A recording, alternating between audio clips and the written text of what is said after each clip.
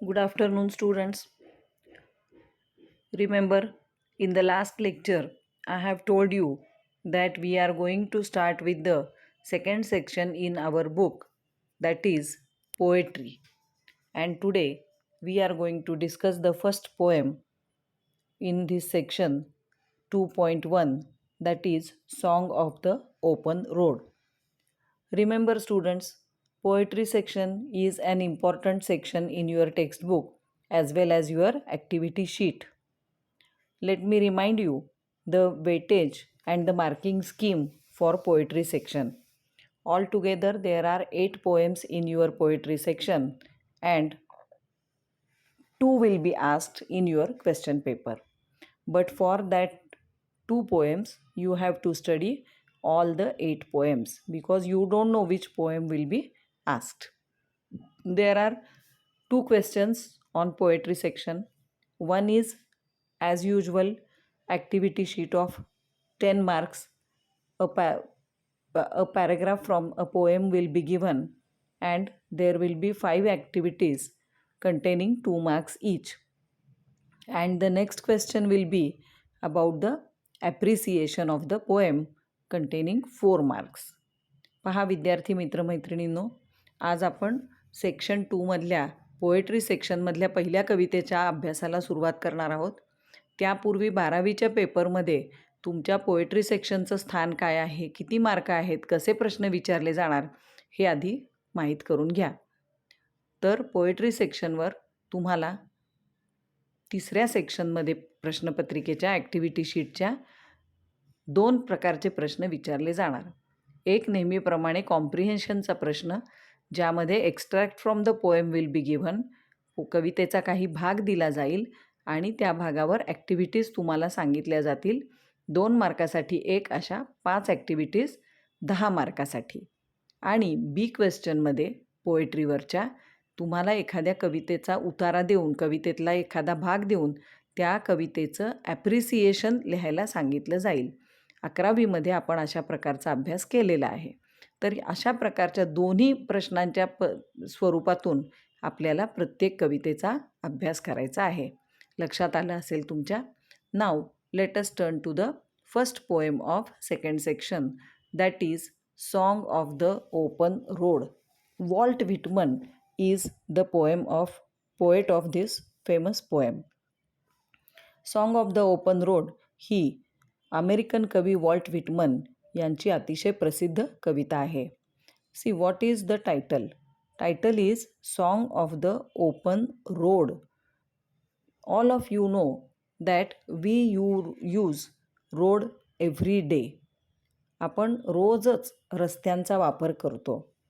तर रस्ता आपल्या आयुष्यात किती महत्त्वाचा आहे, किंवा रस्ता म्हणजे नेमकं काय, की चालत जातो, बाहेर फिरायला जातो तो रस्ता, का आयुष्याचाच रस्ता, या सगळ्या गोष्टींचं ज्ञान करून घेण्यासाठी आपल्याला आधी या कवितेचे आईस ब्रेकर्स बघायचे आहेत. तुम्ही टेक्स्टबुक घेऊन बसलाच असाल. Remember whenever there is English lecture or YouTube you are going to watch the video on YouTube, you have to take your textbook with you. Now you see page number 93 in your textbook and you are also able to see it on the screen. स्क्रीनवर तुम्हाला दिसतं the song of the open रोडचं page मी देखील ठेवलेलं आहे. आणि ice breakers आज आपण पाहणार आहोत. पहा, choose the mode of travel that you would like the most for a journey. तुम्हाला प्रवास करायचा असेल तर कोणतं साधन किंवा कोणत्या पद्धतीचा प्रवास जास्त आवडतो. आधी त्यासाठी आपल्याला बघितलं पाहिजे की कोणकोणत्या प्रकारचे प्रवास असतात. तर तिथं तुम्हाला दिलेले आहेत 4 प्रकारचे प्रवास. Airways, journey by aeroplane, waterways, journey by boat और ship, railways, journey by a train, and roadways, journey with a car और समथिंग लाईक दॅट, बस और ट्रक. एअरवेज विमानाचा प्रवास, वॉटरवेज पाण्यातला जलप्रवास, एअरवेज म्हणजे हवाई प्रवास जो विमानातून केला जातो, वॉटरवेज म्हणजे बोटीतनं प्रवास, रेल्वेज ट्रेनमधनं, आणि रोडवेज तर माहीतच आहे तुम्हाला. कोणता प्रवास तुम्हाला सर्वात जास्त आवडतो? आणि नुसतंच कोणता आवडतो सांगायचं नाही, तर you have to give reasons for the preference. So what is your preference, which journey you would like to do most. तर अर्थातच आपण सांगूया की आपल्याला airways, journey with a aeroplane, journey in a aeroplane, विमानाने प्रवास करायला आम्हाला सर्वात जास्त आवडतो. आता का बरं, 3 कारणं विचारली त्या ठिकाणी तुम्हाला. तर अर्थातच पहिलं कारण काय आहे, speed, faster. The airways journey is faster than these other journeys. विमान प्रवास हा जलप्रवास, रेल्वेचा प्रवास आणि रस्त्यांवरनं केल्या जाणाऱ्या प्रवासापेक्षा कसा आहे, faster. So the first reason is faster. पेन्सिलने लगेच तिथे लिहून टाकायचं आहे, आईस ब्रेकर्स कंप्लीट करायचे आहेत. दुसरं म्हणजे it is very attractive, fascinating. विमान प्रवासाचं आपल्याला अतिशय आकर्षण वाटतं आणि म्हणून आपल्याला तो कसा वाटतो, fascinating. FASCINATING. I repeat, FASCINATING. पहिलं कारण आपण दिलं फास्टर, दुसरं कारण आहे फॅसिनेटिंग आणि तिसरं आणि सर्वात महत्त्वाचं कारण, विमानाने आपण कुठं जाऊ शकतो, परदेशामध्ये जाऊ शकतो. Useful to go abroad, useful to go abroad, ABROAD, abroad, परदेशात जाण्यासाठी विमान प्रवास उपयोगाचा आहे. Now see the next question. Discuss with your partner the preparations you would like to make for the journey chosen. तुम्हाला प्रवासासाठी जायचं असेल तर तुम्ही काय काय तयारी करणार. अर्थातच सर्वात आधी आपल्याला काय करावं लागतं, we have to reserve our tickets. मग लिहा पहिलं इथं तिकीट बुकिंग, तिकीट बुकिंग. दुसरं महत्त्वाचं काय आहे, you must have enough money, पैसे असले पाहिजेत जवळ, मनी दुसरं इथं लिहा. Then clothes, of course, CLOTHES, clothes. And the last one is eatables, EATABLES, eatables म्हणजे खाण्याचे पदार्थ. या 4 गोष्टी आपल्याजवळ प्रवास करताना असल्या पाहिजेत. आणि मग बाकीच्या पण आहेत, you may say water, then necessary medicines, then necessary documents. If you are traveling by air, you need visa and passport also, like that. तर यापैकी 4 लिहा. त्यानंतर बघा, discuss the ways in which you would overcome the problems, hindrances, difficulties you face during your journey. आपण काय केलं म्हणजे आपल्याला प्रवासात अडथळे येणार नाहीत.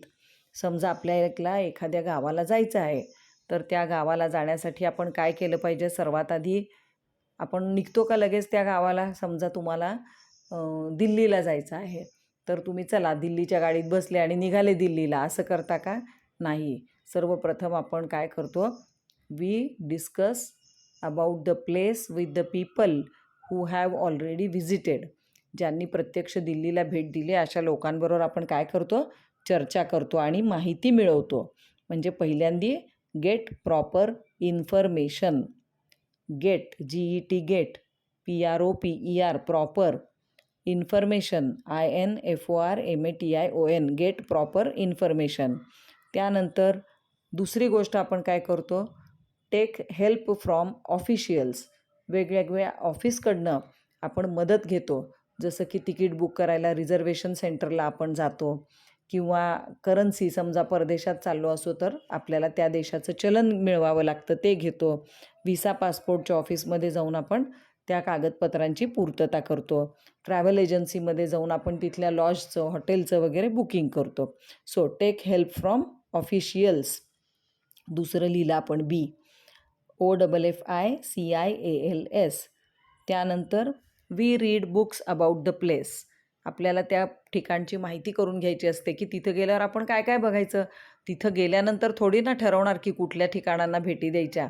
त्यामुळं काय करावं लागतं, we have to read some books about that place and then ask people who have visited earlier.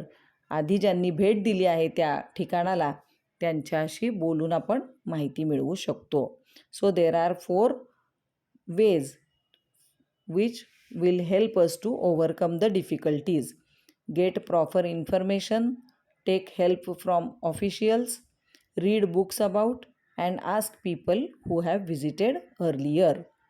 आता शेवटचं बघा आईस ब्रेकरमध्ये, during every journey you have to observe certain rules. Discuss your ideas of the journey without any restriction. You can begin like this, I would go alone or with selected friends. आता जेव्हा आपण प्रवासाला निघतो तेव्हा काही ना काही नियमांचं पालन आपल्याला करावं लागतं. उदाहरणार्थ तुम्ही आता लहान आहात तर तुम्हाला एकट्याला सोडत नाहीत आईवडील, फॅमिलीबरोबरच तुम्हाला प्रवास करावा लागतो. पण तुमच्या मनातला प्रवास कसा आहे, how would you like to travel, तुम्हाला कसा प्रवास करायला आवडेल विदाऊट रिस्ट्रिक्शन्स, कोणतीही बंधनं न पाळता. तर त्यांनी एक दिले की आय वूड गो अलोन, मी एकटा प्रवासाला जाईन, किंवा विथ सिलेक्टेड फ्रेंड्स, किंवा माझे काही निवडक मित्रच मी घेऊन जाईन, नातेवाईक वगैरे नको. होय की नाही. तुमच्या वयाच्या मुलांना साधारण काय आवडतं, you like to travel with your friends, तुमच्या मित्रमैत्रिणींबरोबर प्रवास करायला आवडतो, घरच्यांबरोबर आवडत नाही. नंतर अजून काय बघा, ट्रॅव्हल विदाऊट रिस्ट्रिक्शन्समध्ये तुम्ही म्हणू शकता की मला ज्या गावाला जायचं आहे तिथं मी जाईन, नातेवाईकांच्याच गावाला जा, लग्नालाच जा, कार्यालाच जा असं नाही. I would like to go wherever I like. मग पहिल्या ठिकाणी तुम्ही लिहू शकता बीमध्ये, wherever I want to travel, जिथं मला प्रवास करायचा आहे तिथं मी जाईन. आणखी काय सांगू का, प्रवास करत असताना नेहमी आपल्याजवळ सामान जास्त होतं आणि ते सामान वागवत सगळीकडं आपल्याला हिंडावं लागतं. So you can say that my dream journey is travel without luggage. Travel without luggage, LUGGAGE, सामान न घेता प्रवास करणं. आणि शेवटचं आहे अनोळखी गावी, मी आत्ताच म्हणलं नातेवाईकांच्याच गावी जा, ओळखीच्यांच्याच गावी जा असं नाही. Visiting unknown places, unknown places, UNKNOWN, unknown places, अनोळखी गावांना भेट द्यायला मला फार आवडेल असं आपण त्या ठिकाणी सांगू शकतो. So here we have completed the ice breakers on page number 93 पेजवर प्रवासासंबंधीचे आईस ब्रेकर्स आपण सोडवले बघा. की कोणत्या मार्गाने प्रवास करायला आवडेल, तर आपण म्हणलं विमानाने. का, तर फास्टर आणि फॅसिनेटिंग आहे म्हणून. प्रवासाच्या तयारीसंबंधी आपण एक आईस ब्रेकर सोडवला, त्याच्यामध्ये आपण प्रवासाची काय काय तयारी करणार ते सांगितलं, जसं की तिकीट बुकिंग, मनी, क्लोथ्स, इटेबल्स. त्यानंतर एखाद्या ठिकाणी गेल्यावर आपल्याला त्रास होऊ नये म्हणून आपण काय काय करायचं, तर त्याच्यामध्ये आपण सांगितलं की get proper information, read books, visiting people who have already gone there and taking help from the officials. आणि आपल्या मनातला प्रवास आपण काय सांगितला, मला पाहिजे त्या गावाला सामानाशिवाय आणि निवडक मित्रांबरोबर मला करायचं आहे. Now turn the page number 94, where you can see a photograph of the poem that is Walt Whitman. तुम्हाला वॉल्ट व्हिटमन ह्या कवीचा फोटो या ठिकाणी दिसतो आहे. बऱ्यापैकी म्हातारे आहेत गृहस्थ. पहा, he was born in 1819 and died in 1892. 1892 सालीच त्यांचं निधन झालं. I am reading the introduction to the poet. He was an American poet, essayist and journalist. American कवी, निबंधकार आणि पत्रकार होते. Whitman is among the most influential poets in the American canon and he is often called the father of free verse. नेहमी कडवी आणि ओळी एकसारखे शब्द असं न वापरता फ्री व्हर्स, मुक्त छंदातली कविता वॉल्ट व्हिटमन यांनी लिहिली आहे. He grew up in Huntington in a family with difficult economic status. गरीब कुटुंबामध्ये त्यांचा जन्म झालेला होता. His major work leaves of grass was published in July 1855. 1855 साली लिव्ज ऑफ ग्रास हा त्यांचा कविता संग्रह प्रसिद्ध झाला होता. His O Captain my Captain, a poem written on the death of Abraham Lincoln, is widely popular. O Captain my Captain, जेव्हा अमेरिकेचे राष्ट्राध्यक्ष अब्राहम लिंकन यांचं निधन झालं तेव्हा त्यांनी लिहिलेली ओ कॅप्टन माय कॅप्टन ही कविता फार लोकप्रिय आहे. The section 1 of song of the open road from leaves of grass is a beautiful blend of self awareness, free will and tenderness of heart. Song of the open road ही त्यांची कविता leaves of grass या कविता संग्रहातूनच घेतलेली आहे. आणि हे एक मिश्रण आहे, ब्युटिफुल ब्लेंड, अतिशय सुंदर असं मिश्रण आहे. कशाचं मिश्रण आहे, तर self awareness, free will and tenderness of heart. स्वतःबद्दलची जाणीव, आपल्या इच्छा पूर्ण करण्याची गरज आणि हृदयाची शीतलता किंवा मृदू हृदय असं तिन्हीचं मिश्रण आहे. म्हणजे एकाच वेळी कवीला स्वतंत्र पण व्हायचं आहे, स्वतःबद्दलची जाणीव पण झालेली आहे आणि त्यांच्या हृदयात प्रेम देखील आहे. It gives us poet's realisation that along the journey of life one will face a test of wisdom which is not tested in any school or university. कवी या कवितेत आपल्याला असं सांगू इच्छितो की तुम्हाला जीवनाच्या रस्त्यावर चालत असताना, while you are making the journey of your life, तुम्ही जेव्हा तुमच्या जीवनाचा प्रवास करता तेव्हा तुम्हाला you will get the lessons of wisdom, शहाणपणाचे असे काही धडे मिळतील, असं काहीतरी वेगळं शिकायला मिळेल जे तुम्हाला मिळणार नाही in the schools and universities. तुमच्या शाळा कॉलेज विद्यापीठात जे ज्ञान भेटणार नाही, मिळणार नाही, ते तुम्हाला कुठे मिळेल? While walking the life path, जीवनाचा रस्ता पार करत असताना तुम्हाला ते मिळेल. A road is something everyone uses, रस्त्याचा वापर आपण सगळेजणच करतो, whether rich or poor, and it forces all levels of people to the associate with one another. रस्त्यांवरनं गरीब, श्रीमंत, चांगले, वाईट सगळ्या प्रकारचे लोक प्रवास करतात आणि त्यांचा एकमेकांशी संबंध येतो. The road signifies mobility. Mobile शब्द माहिती आहे सगळ्यांना. मोबिलिटी म्हणजे मूवमेंट, हालचाल. तर रोड जो आहे, आपण आत्ताच ॲस्ट्रॉलॉजर्स डेमध्ये बघितलं की रोड कसा होता, सर्जिंग क्राऊड होती त्या रस्त्यावर, सारखी ये जा वर्दळ चाललेली होती. तर रोड हे प्रतीकच आहे मोबिलिटीचं, हालचालीचं. रस्ता कधी शांत नसतो, रस्त्यावर सतत वर्दळ चालू असते. One can take the road as a point to start over towards something new. रस्त्याचा अर्थ या ठिकाणी नवीन काहीतरी जीवनाला दिशा मिळणं असा देखील आपण घेऊ शकतो. Whitman talks about the people and places. कवी या कवितेमध्ये विविध ठिकाणं आणि लोक यांच्याबद्दल बोलत आहे. He argues against staying in one place for too long. मुख्य म्हणजे कवीला असं वाटतं की आपण एकाच जागी राहून जीवन घालवू नये. We should move around. We should move around this beautiful world. We should travel. We should taste different streets, different roads. कवी म्हणतो की एकाच गावात वर्षानुवर्ष राहून आपण जीवन वाया घालवतो. वेगवेगळ्या रस्त्यांनी, वेगवेगळ्या दिशांनी आपण वेगळ्या वेगळ्या ठिकाणी गेलं पाहिजे. And although the hospitality may be true. कदाचित असं सत्यही असेल की एका जागी राहून तुम्ही सुखी होत असाल, पण आपण नेहमी काय केलं पाहिजे? वेगवेगळ्या रस्त्यांनी गेलं पाहिजे. See dear students, today we have discussed the ice breakers as well as the introduction to the poet in this video. Now the next lecture is on Thursday where we are going to discuss the poem itself. आज आपण या कवितेचे ice breaker आणि कवीची ओळख करून घेतलेली आहे.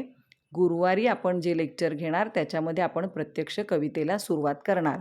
2 महत्त्वाच्या सूचना सांगते, तिकडे नीट लक्ष देऊन ऐका. गुरुवारच्या ऑनलाईन लेक्चरची वेळ बदललेली आहे, ती संध्याकाळची आहे. ग्रुपवर वेळ टाकलेली आहे 6 ते 6:45 वगैरे अशी काहीतरी, ती नीट बघून घ्या. गुरुवारचं लेक्चर सकाळी नसणार आहे.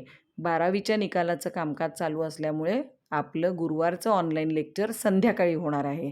आणि आत्ता हा व्हिडिओ जेव्हा मी पोस्ट करते आहे त्या व्हिडिओबरोबरच तुम्हाला an astrologer's day passage 1 and 2 याचं PDF देखील पाठवत आहे.